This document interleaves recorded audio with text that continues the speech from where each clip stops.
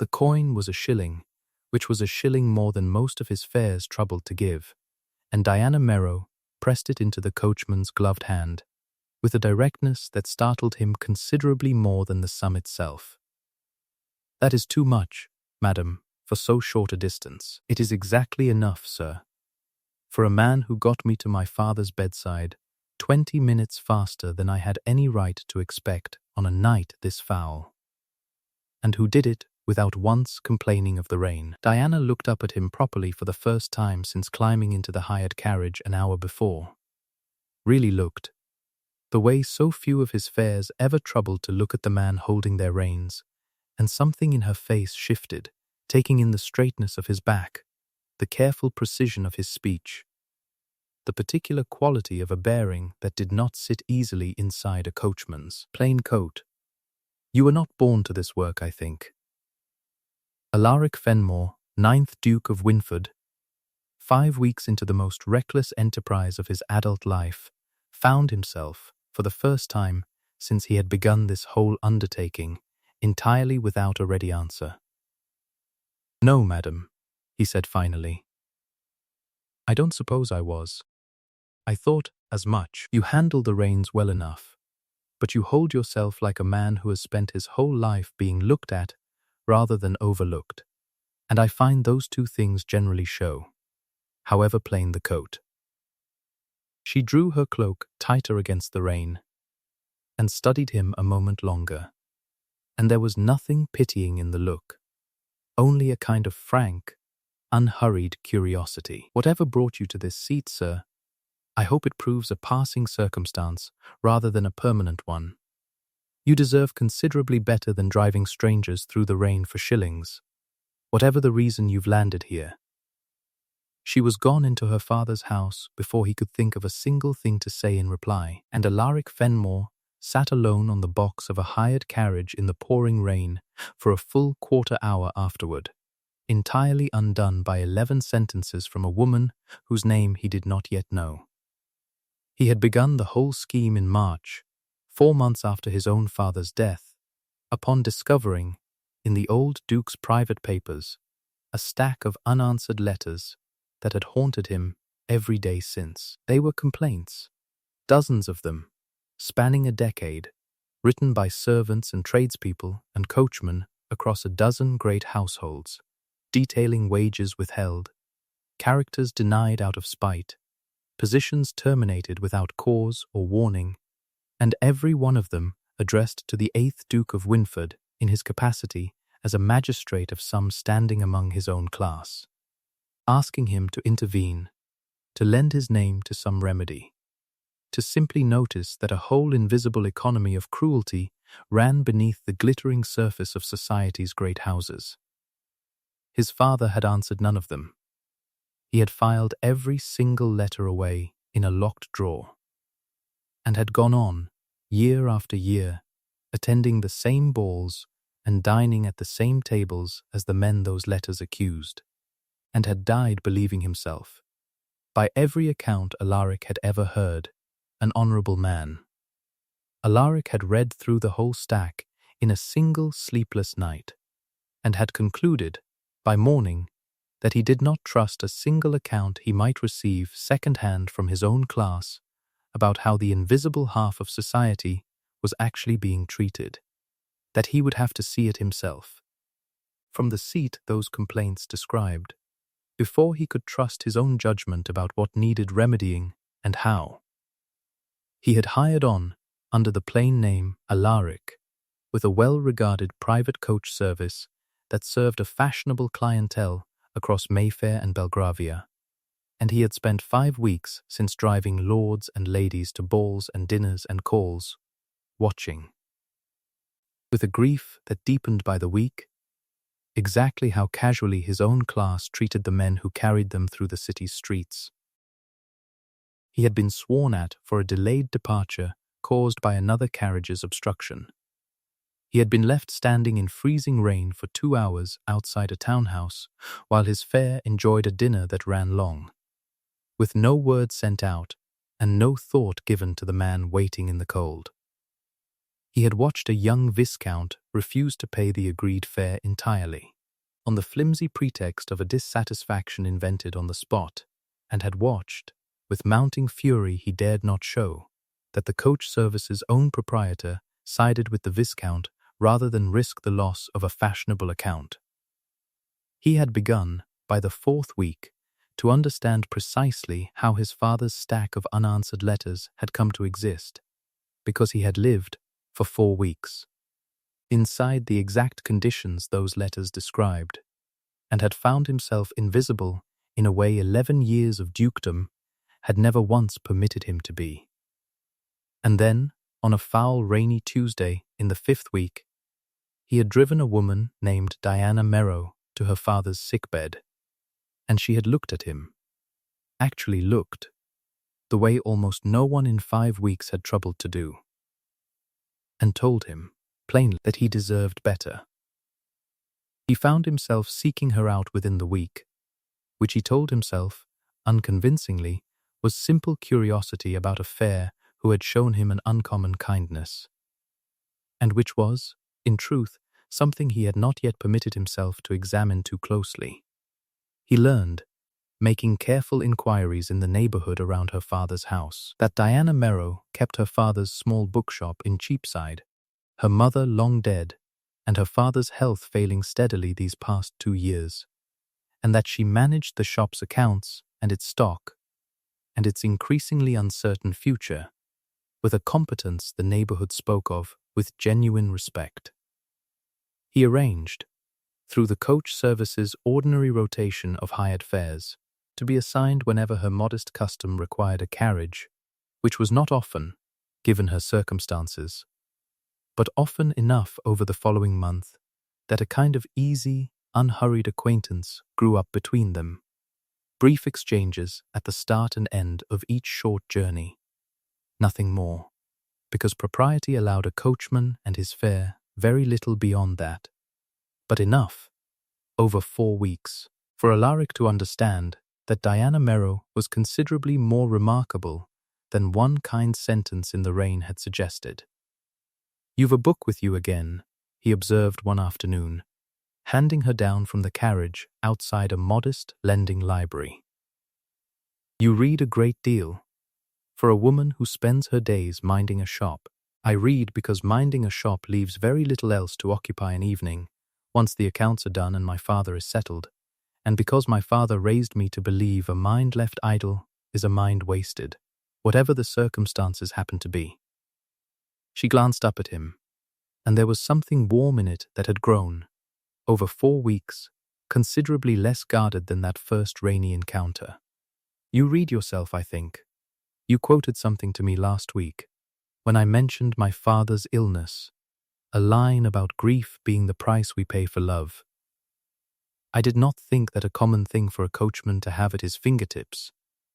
"I read when I can," Alaric said, which was true in the barest technical sense and considerably short of the whole truth, and he felt the small deception settle uncomfortably in his chest each time he offered some version of it.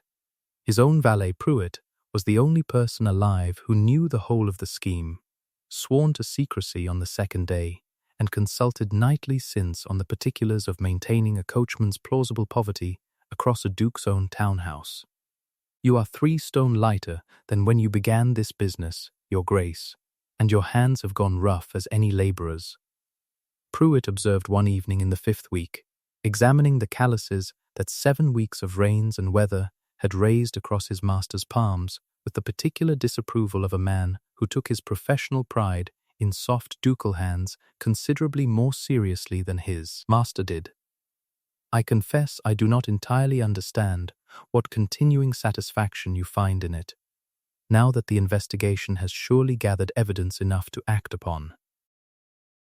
I find I have learned considerably more from being ignored than I ever learned from being attended to, Pruitt, and I am not yet finished with the learning." Alaric turned his roughened hands over, studying them with something that was not quite pride and not quite regret. "There is a woman, besides, who I find I am not yet ready to stop seeing as a coachman sees her, before the whole business becomes complicated by everything I actually am. Ah, Pruitt's expression softened, just slightly, into something almost fond. I did wonder, Your Grace, given how often the coach service's rotation seems to have placed you at Miss Merrow's particular disposal these past weeks. I shall say nothing further on the matter, except that a man does not generally trouble himself to learn a bookseller's daughter's preferred hour for the lending library, unless something rather more than professional curiosity is doing the troubling. Alaric did not deny it, because there was, by the 5th week, very little left to deny. It was in the 6th week that the trouble he had been quietly investigating finally found its true shape, and it found it with a cruelty that seemed almost designed to test him through Diana Merrow herself. Her younger brother Thomas had gone into service 2 years before as a footman in the household of Lord Pemberton, one of the great names on his late father's stack of unanswered complaints, a man whose servants had written, over the years, of wages withheld on invented pretexts, of characters denied to anyone who dared voice a grievance, of a household run less like a home than a debt a person could never quite finish paying. Thomas Merrow had written to his sister in May, distressed, describing wages 3 months in arrears, and a steward who threatened dismissal without character to anyone who pressed the matter, and Diana had gone herself to Pemberton House to advocate for her brother, only to be turned away at the door by a footman who would not even carry her name inside. Alaric learned all of this from Diana herself in the 7th week, when he found her waiting outside her father's shuttered shop in obvious distress, having just returned from a second failed attempt to see her brother. They dismissed him, she said, before he had properly brought the carriage to a stop, her composure entirely gone. This morning. Accused him of theft, some missing silver, though Thomas has never taken a farthing in his life, and turned him out without a character and without the wages he was already owed. And I cannot get anyone in that household to so much as hear my account of him. Where is he now? I don't know. He's not come to me, and I fear he's too ashamed to, believing the accusation will follow him wherever he goes without a character to answer it. Her voice cracked, and Alaric, watching her fight to hold herself together on the pavement outside her father's shop, felt something in his chest crack along with it. I have no standing to press the matter, sir. No family name that opens Lord Pemberton's door. No solicitor I can afford to hire. Nothing but a sister's word against a peer's. And I know exactly how little that is worth in this city. Alaric Fenmore sat very still on the coach box and felt the whole weight of 5 weeks' careful disguise pressing against a decision he could no longer put off. I may be able to help, he said slowly. I know something of Lord Pemberton's household, more than I have told you, Miss Merrow, and I find I owe you rather more honesty than I have offered you these past weeks before I ask you to trust me with your brother's situation. What do you mean? He climbed down from the box, because he could not say what came next from the driver's seat, looking down at her like a man still hiding behind his own disguise. My name is Alaric Fenmore, he said. I am the Duke of Winford. I have spent 7 weeks driving a hired carriage under a false name, because I discovered, after my father's death, a decade of complaints against men like Lord Pemberton that he never once troubled to answer. And I wanted to see for myself, from the seat those complaints described, exactly what needed remedying before I tried to remedy it. I did not tell you, because I did not want the small kindness you showed a rain-soaked stranger to become something else the moment you learned what I actually was. I am telling you now, because your brother's situation is precisely the kind of cruelty I set out 5 weeks ago to expose, and I find I can no longer let my own comfort with the disguise stand between your brother and whatever help I might actually be able to offer him. Diana Merrow stood very still on the pavement, and Alaric watched a dozen expressions cross her face in quick succession: shock, and something that looked uncomfortably like betrayal, and finally, a kind of exhausted, wary calculation that told him plainly she was trying to work out exactly how much of the past weeks had been real, and how much had been performance for a duke's own private amusement. "You have been lying to me for 7 weeks. I have been withholding a truth from you for 7 weeks, which I understand you may judge to be the same thing, and I will not argue the distinction if it does not comfort you." Alaric kept his voice steady, though it cost him. "Everything else was true, Diana. Every book I mentioned, every conversation, every hour I arranged to be your driver rather than leave it to chance, all of that was entirely genuine, and none of it was performed for a duke's amusement, because I was not thinking of myself as a duke at all in any of those conversations. I was thinking of myself, for the first time in my adult life, as simply a man you had troubled to see properly. And now you are telling me, because it is convenient, because my brother's trouble happens to intersect with whatever grand reforming scheme you set out on months ago. I am telling you because I love you," Alaric said, and the words came out plainer and rawer than he had intended, "and because I find I can no longer stand here disguised as a coachman while you weep over a brother I may actually have the power to help, simply to preserve some comfortable fiction about who I am to you. I understand if you cannot forgive the deception, Diana. I will help your brother regardless, disguise or no disguise, because that was always the purpose of the past 7 weeks, whatever else grew up alongside it. But I could not let you go on believing the man who has been driving you these past weeks was anything less than entirely genuine in what he felt, whatever title happens to sit uncomfortably on top of it."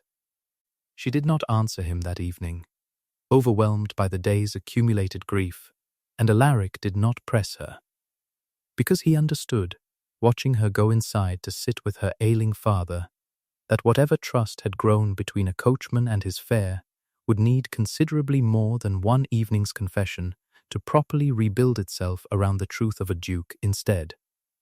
He wrote to her the following day, not to press his case, but because he found he could not simply vanish from her life while her brother's situation remained unresolved. And the letter he composed cost him more careful thought than any speech he had ever prepared for the House of Lords.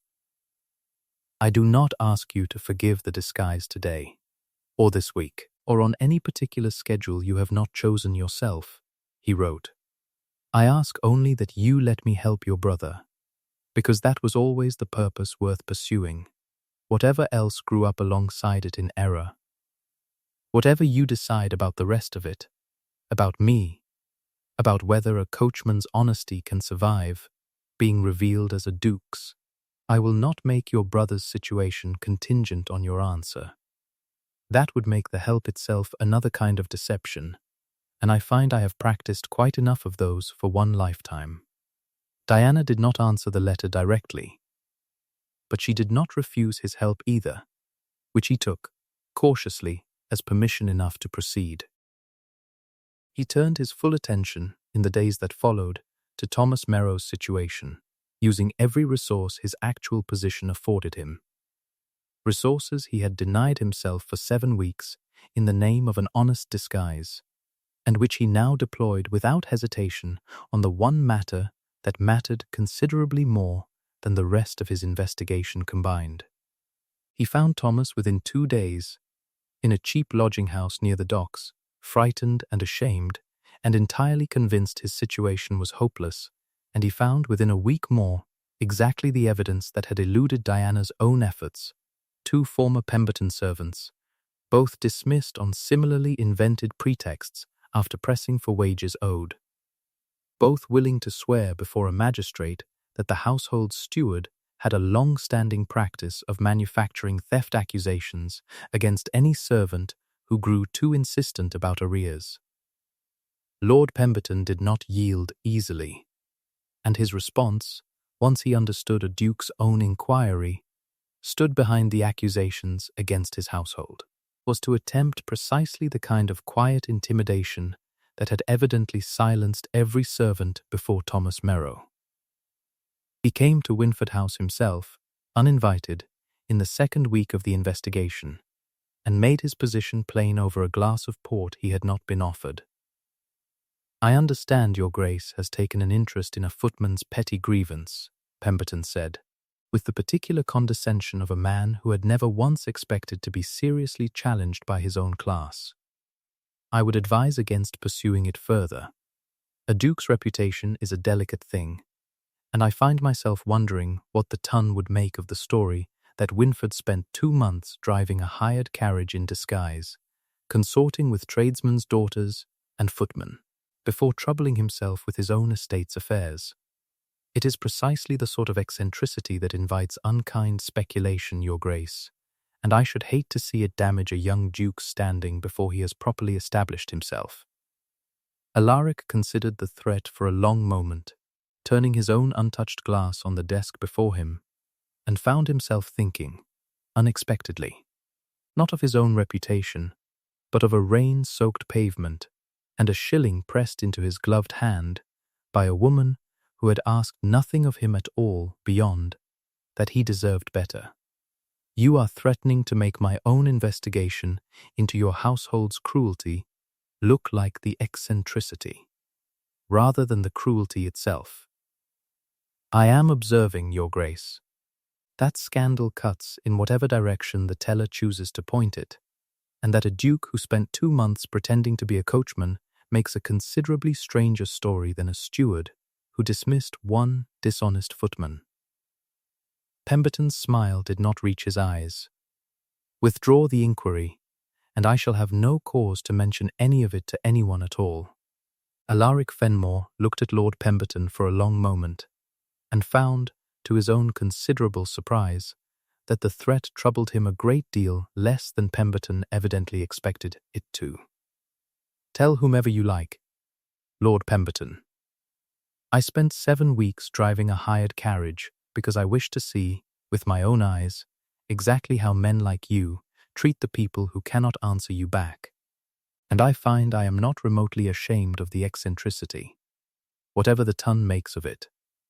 I am, however, considerably more troubled by the fact that you have manufactured false theft accusations against at least 3 servants in as many years, purely to avoid paying wages honestly owed, and I have 2 sworn witnesses now willing to say so before a magistrate."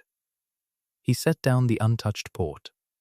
"You may spend your energy trying to make my disguise the scandal, my lord, or you may spend it settling Thomas Merrow's back wages and clearing his name before this reaches a courtroom.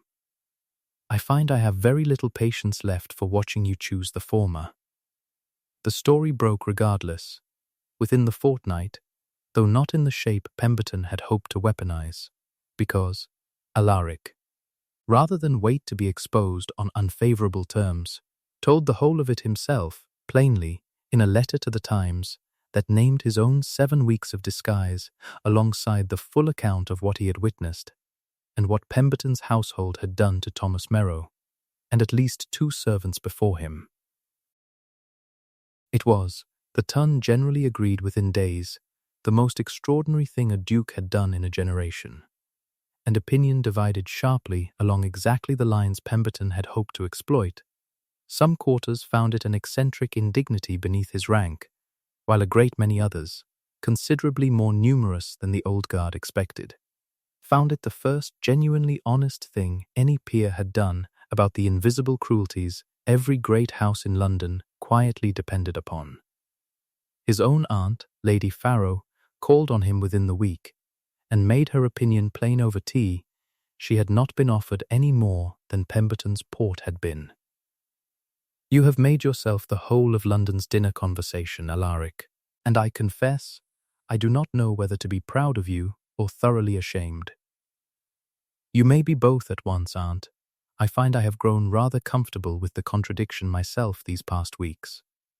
Alaric poured her tea properly, which seemed to surprise her nearly as much as the scandal itself. "I did not do it for the ton's approval, and I find I am not much troubled by its absence in certain quarters. No, Lady Farrow said slowly, studying her nephew with an expression that shifted, over the course of the visit, from wary disapproval to something considerably warmer. I begin to see that you did not. Your father would have locked those letters away for another decade rather than risk a single dinner invitation over the reading of them. I find I am rather glad, whatever the drawing rooms are saying, that you did not inherit that particular caution along with the title. Lord Pemberton, facing a magistrate's inquiry with 2 sworn witnesses and a duke's own public testimony arrayed against him, settled Thomas Merrow's wages in full within the week, cleared his character formally and publicly, and found himself, within the month, considerably diminished in every drawing room that had once courted his good opinion. Diana Merrow came to Winford House herself, 3 weeks after that first confession on the pavement outside her father's shop, and Alaric received her in the same plain coat he had worn on the box of a hired carriage, because he had found, in the weeks since the truth came out, that he did not want to greet her for the first time as anything other than exactly the man who had driven her through the rain. "You cleared my brother's name," she said, standing in his study with a composure that had cost her considerably to gather. "Publicly, at real cost to your own standing. From everything I've heard the ton is saying about the whole business. I did what I set out to do 7 weeks ago, before I ever met you. Your brother's situation simply made the doing of it considerably more urgent than I had planned." Alaric did not move from where he stood, giving her the whole of the room's distance to close or not, as she chose. "I do not say that to diminish what it meant to help him, Diana. I say it because I want you to understand that none of what I've done these past weeks was calculated to win you back. It was the same work I began in March, for the same reasons, and your forgiveness was never a condition I attached to doing it properly. I know that." Diana crossed the room slowly, her eyes never leaving his face. "I have had 3 weeks to think about the whole of it, Your Grace, and I find I have arrived somewhere rather different than the anger I felt on that pavement." "Where have you arrived?" "At the understanding that a man who spent 7 weeks freezing on a coach box, being sworn at and stiffed of his fare, and left standing in the rain, in order to properly understand a cruelty he could have simply read about second-hand in his father's old letters, is not a man who was performing kindness for my benefit. He is a man who actually possesses it. Disguise or no disguise, title or no title." Her voice had gone unsteady, though her composure held. "I told a rain-soaked coachman once that he deserved better than the seat he was sitting in. I find I did not know, saying it, quite how true that sentence actually was, nor did I know that the better thing he deserved might, against every reasonable expectation, turn out to include me. I have thought of very little besides that sentence since the night you said it," Alaric said, crossing the room at last to close the distance between them. 11 words from a stranger in the rain, and I have not been able to set them down since. I do not want to court you as a duke courting a bookseller's daughter Diana, with all the calculation that arrangement generally implies. I want to court you as the man you first spoke to on that coach box, because I find that man was more entirely myself than I have been in any drawing room in London in 11 years as duke.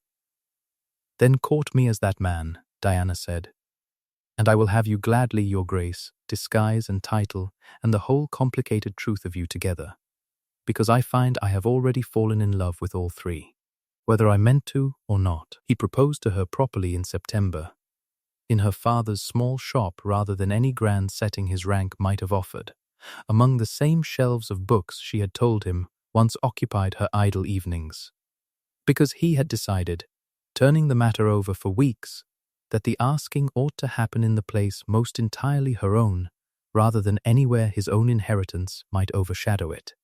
"I have thought a great deal about how to say this properly," he told her.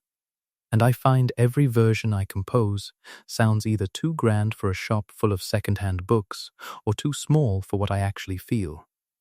So I am simply going to say the plain truth of it and let you judge whether it answers. I fell in love with a coachman's version of myself before I ever fell in love as a duke, Diana, and I find those two men have become, over these past months, considerably harder to separate than I once assumed they'd be. I do not want to offer you a duchess's title as though it were the whole of what I have to give. I want to offer you the man who sat on that box in the rain, who you saw clearly enough to tell he deserved better, and I would like, for the rest of my life, to go on deserving whatever you saw in him that night. Diana Merrow set down the book she had been shelving, and there were tears standing in her eyes that she did not trouble to hide. "Yes," she said, before he had properly finished the asking, "though I want it known, Your Grace, that I would have said yes to the coachman just as readily, had propriety and 7 weeks of disguise ever once permitted the question." They were married in the autumn, at the small church near her father's shop, rather than any grand chapel the dukedom might have claimed. And her father, whose health had improved considerably once his daughter's worries eased, walked her down the aisle himself, leaning on a cane he no longer strictly needed, but kept, he said, for the visible proof of what a hard year and an honest daughter could survive together. Thomas Merrow stood as groomsman, restored fully to his good name, and settled, at Alaric's own insistence, into a position of real responsibility managing correspondence for the Reform Commission the Duke of Winford spent the following years building. A commission dedicated to precisely the invisible cruelties his father's locked drawer of letters had once ignored, staffed in no small part by servants and tradespeople who had lived the very conditions it now existed to remedy. The following spring, the coach house at Winford Park held, among its ordinary carriages, one plain hired coach that had never belonged to the family at all, purchased outright from the coach service Alaric had once driven for, at a price considerably above its worth, and kept, unused, in a corner of the coach house that visitors rarely troubled to ask about. "You could have simply let the coach service keep it," Diana said, finding her husband there one afternoon, running a hand along the worn seat where he had once sat 7 weeks in the rain and the cold, learning things about the world no amount of inherited privilege could have taught him second-hand. "I could have, but I find I would rather keep it and remember exactly what it cost to sit on that box, than let the whole business become a comfortable story I tell at dinner parties once the discomfort has faded from memory." Alaric ran his hand along the worn leather one last time. "You tipped a coachman a shilling in the rain and told him he deserved better, Diana, and I have spent every day since trying to become a man who actually deserves the whole of what you saw in him that night, before I had done a single thing yet to earn it." "You earned it," said Diana Fenmore, Duchess of Winford, "the moment you climbed down off that box and told me the truth, rather than let a comfortable lie stand between us. Everything since has simply been you proving it, over and over, in case I doubted it the first time. Did you?" "Not for one single day," she said, and kissed her husband in the quiet coach house, among the ordinary carriages and the one plain coach that had started the whole of it, exactly as she might have kissed the coachman in the rain, had propriety and 7 weeks of disguise ever once allowed it.